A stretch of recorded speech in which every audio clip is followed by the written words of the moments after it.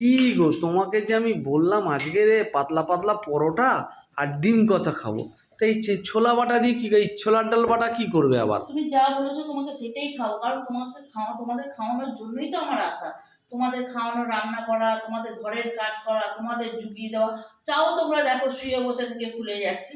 তা যাই হোক, বাদ দাও ওইসব। এখন হচ্ছে অপর্ণার একটা অভিযোগের অ্যান্সার দেবো। অপর্ণা দাস আমাকে লিখেছে যে তোমরা তো এত দূর দূর মন্দিরে পুজো দিতে যাচ্ছ, তবু আমাদের রাজপুর চণ্ডী মন্দিরে একবার আসছো না। তবে কি বলতো, কোথাও দূর দূর যাচ্ছি না, বড় কাছারি, ও তো একদম বাড়ির সামনে। Second house. গেট থেকে বেরোই। তুমি বলছো বলো না, থাকবে যাচ্ছে কেন? তোমার আওয়াজ বেরোলো তাই বললাম। গেট থেকে বেরোই, অটোতে উঠি, বড়গাছিতে নামি, বড়গাছি থেকে অটোতে উঠি, গেটের সামনে নামি। এই জন্য হচ্ছে বড়গাছিটা একদম জল ভাত যাকে বলে। আর সেরকম ভাবে আর কোথায় যাই, যা যাই তো ওই যে মায়াপুর গেলাম না। ও হ্যাঁ, ঠিক আছে। তোমার তোমার লোকেশনটা একবার পাঠিয়ে দাও। হ্যাঁ, মন্দিরটার লোকেশনটা, কারণ এই মন্দিরটার কথা এর আগে তো শুনি, এই প্রথম শুনছি। লোকেশনটা পাঠিয়ে দাও, আমি গুগলে সার্চ করবো, যদি পেয়ে যাই ঠিক আছে।